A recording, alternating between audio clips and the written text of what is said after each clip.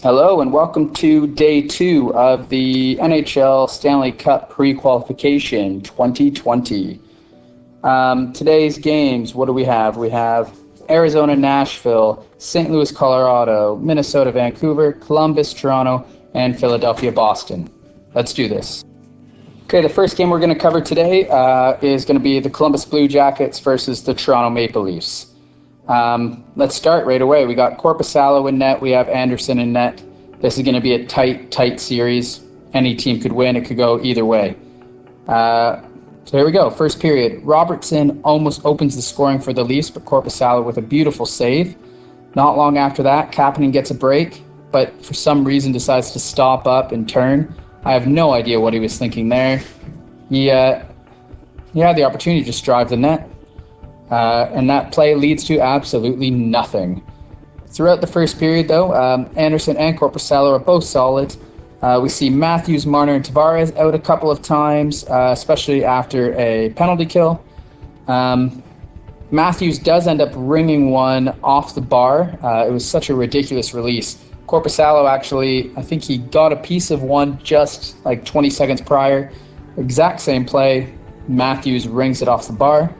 And then, I don't know, like 30 seconds maybe after, Werenski rings one off the post as well on an odd man rush, a 3-man rush for the Blue Jackets. But this game, no one's scoring. It's 0-0 going into the second.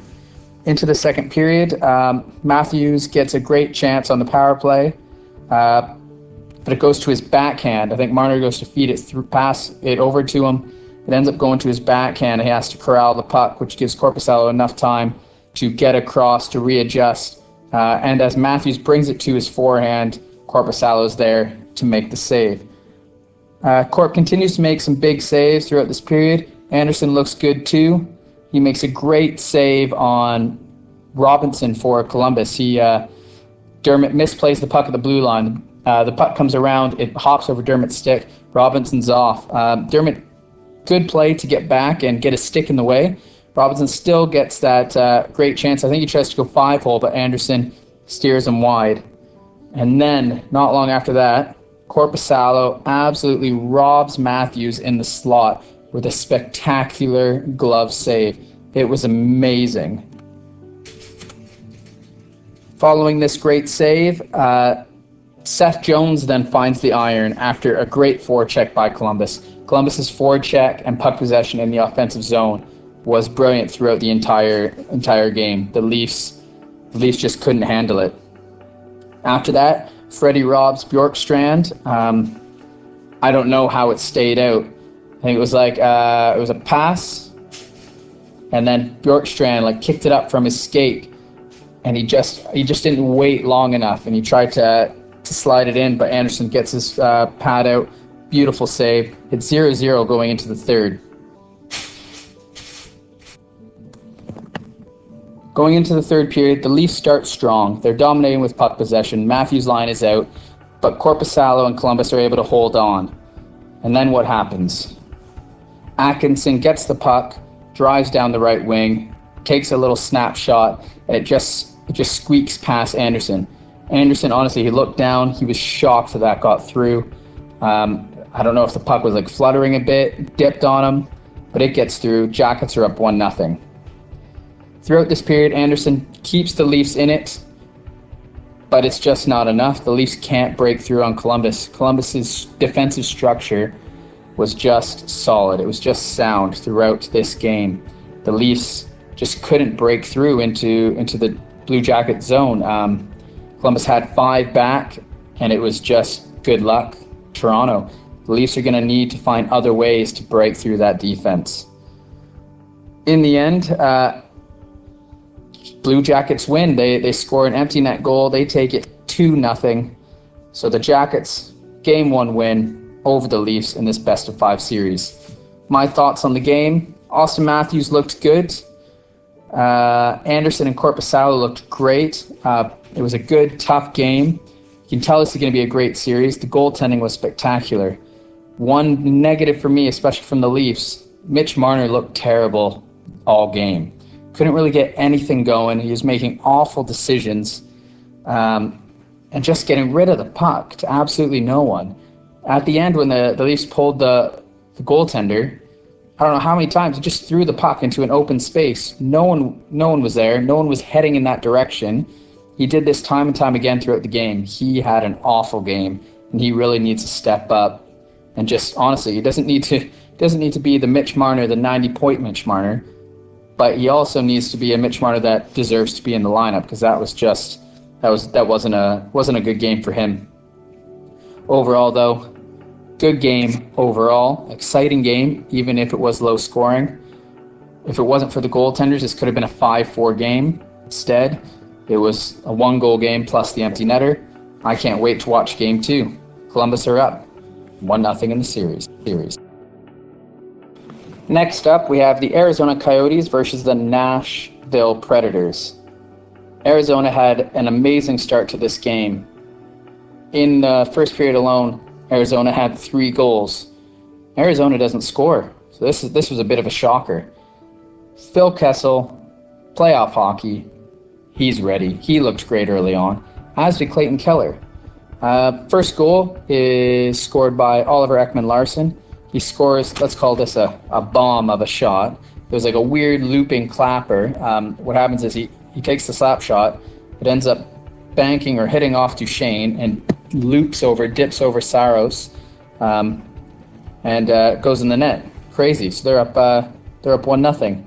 This is then followed up by Dvorak as he cleans up a Phil Kessel rebound off a nice play by Taylor Hall as he comes behind the net, feeds it out to Kessel.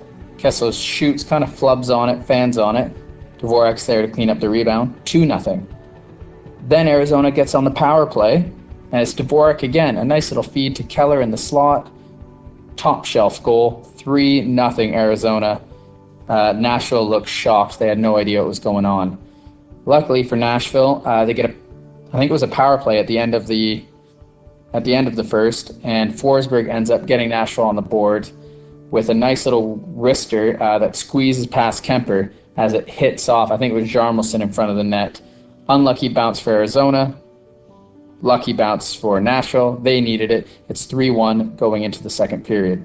Overall, good first period for the Arizona Coyotes. Second period, not much happens until Michael Grabner. Now, you've probably heard this before. Michael Grabner gets a breakaway.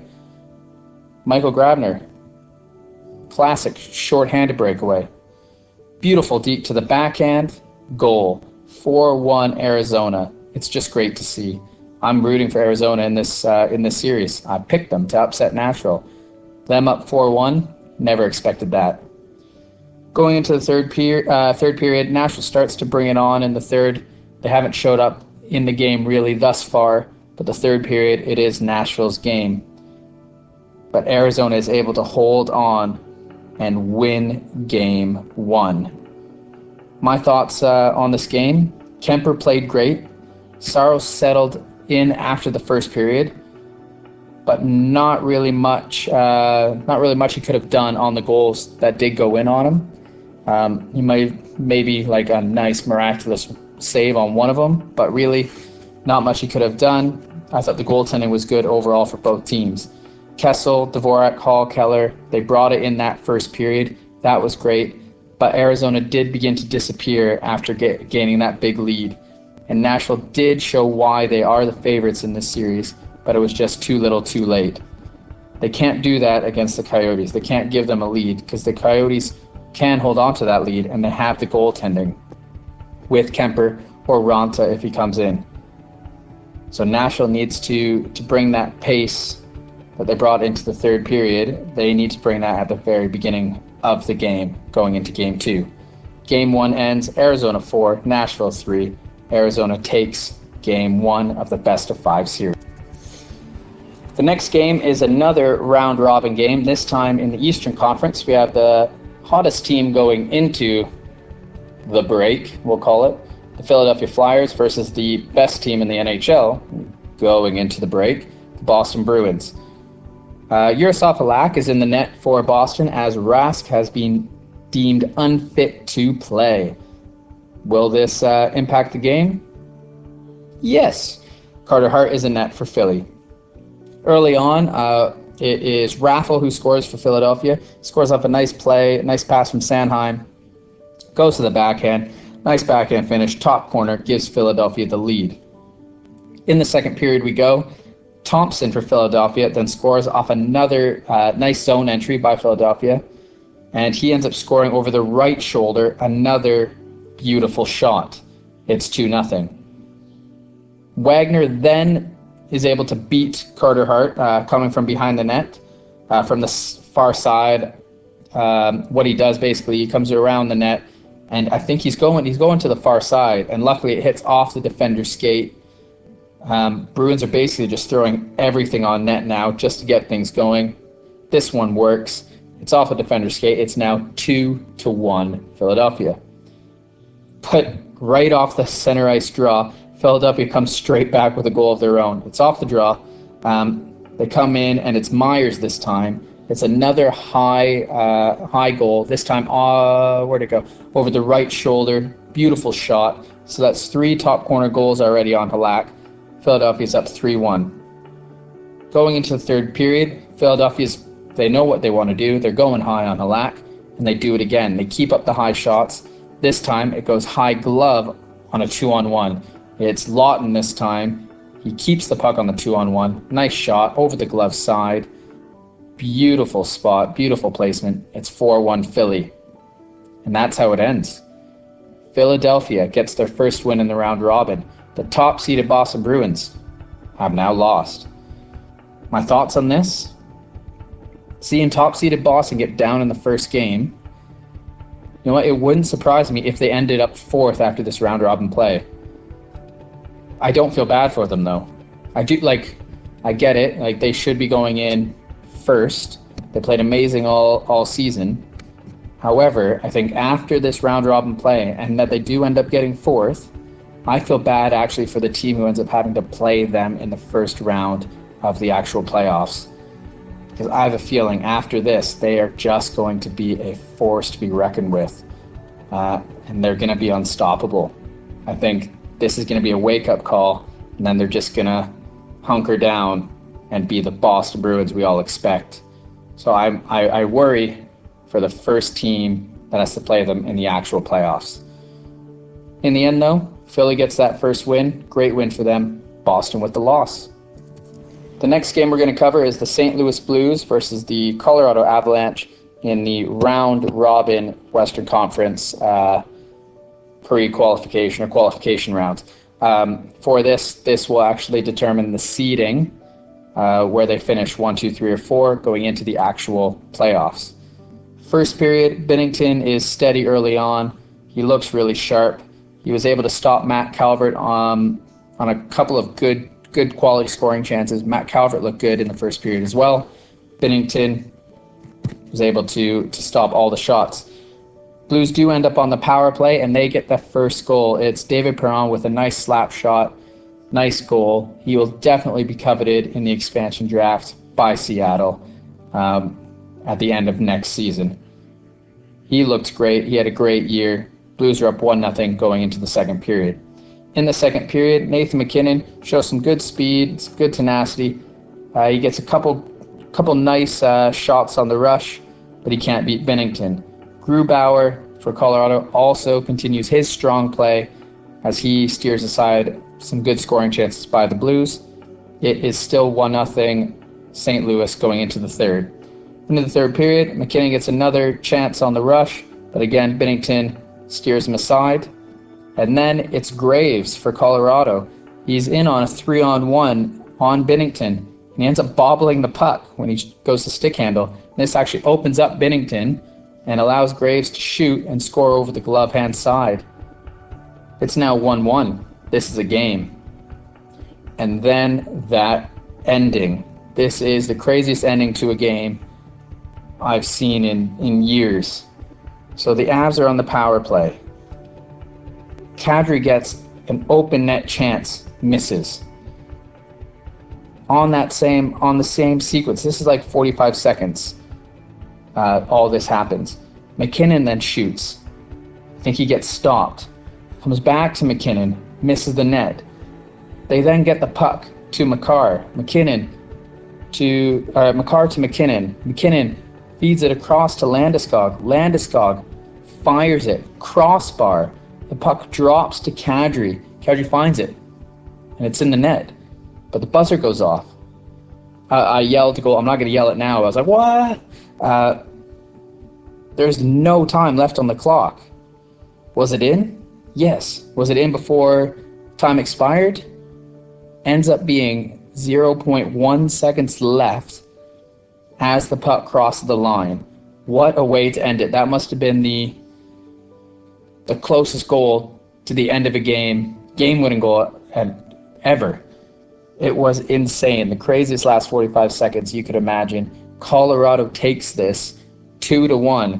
Avs get their first win in the round robin. Blues get their first loss. What a game. And the last game of day 2, we have the Minnesota Wild versus the Vancouver Canucks. Stalock is starting for Minnesota, Marchand for Vancouver. In this game, power play early on in the game. It was like 17 minutes or so. And it's Kevin Fiala. He keeps hot from his regular season. I think he got a career high of 54, maybe 55. I think it was 54 points this year. He was on fire this year. He looked really good. He's coming into his own. He ends up scoring off a point shot one-timer. Minnesota's able to win the draw. Feed over to Fiala. He scores, gets it past Markstrom. It squeaks past him. It's 1-0 Minnesota early. Fiala then keeps his strong play going throughout this first period, and he leads a nice 2-on-1 shortly after with his speed. But Markstrom is able to steer aside after Fiala makes a nice little pass over. I forget who the other Minnesota player was at the time. Markstrom holds strong. And then not long after that, Parise gets robbed by Markstrom. This game should be 2 or 3-0. If it wasn't for Markstrom holding Vancouver in it, Minnesota would be running away with this game. Go to the second period now, and finally Markstrom breaks. Spurgeon ends up scoring on the power play midway through. It's a nice little pass by Stahl. A lane opened up. He found Spurgeon. Spurgeon ends up shooting it through the penalty killer's legs, and then it also goes through Markstrom's legs. Didn't seem he was able to set properly. Minnesota's up 2-0. Go into the third period. The best chance of the third period actually goes to Minnesota. Eric Stahl gets a breakaway. He dekes to the backhand, but Markstrom stones him. He gives Van City a chance, but in the end, it's not enough. Vancouver can't really do much this game. The Wild held their own. Stalock played great. In the end, Wild score an empty netter to make it 3-0. So Wild 3, Canucks 0, and they end up winning Game 1 of this best-of-5 series. Again, this series, I don't know. Anything could happen. Next game, it could go the complete opposite, and Vancouver win 3-0. Markstrom played well, but Minnesota had a nice structure, a good balanced attack, and they deserve to win this game. Wild 3, Canucks 0. Wild win Game 1. And there we have it. That is day 2 of the Stanley Cup qualification round. Can't go wrong, really. Non-stop hockey. Get to watch it all day. I'm enjoying it, other than the fact that the team I support, the Toronto Maple Leafs, lost today. But other than that, can't really go wrong. It's great to see hockey back. Really enjoying it. Can't wait for day 3. See you tomorrow. Don't forget to like, comment, and subscribe. Thanks for watching.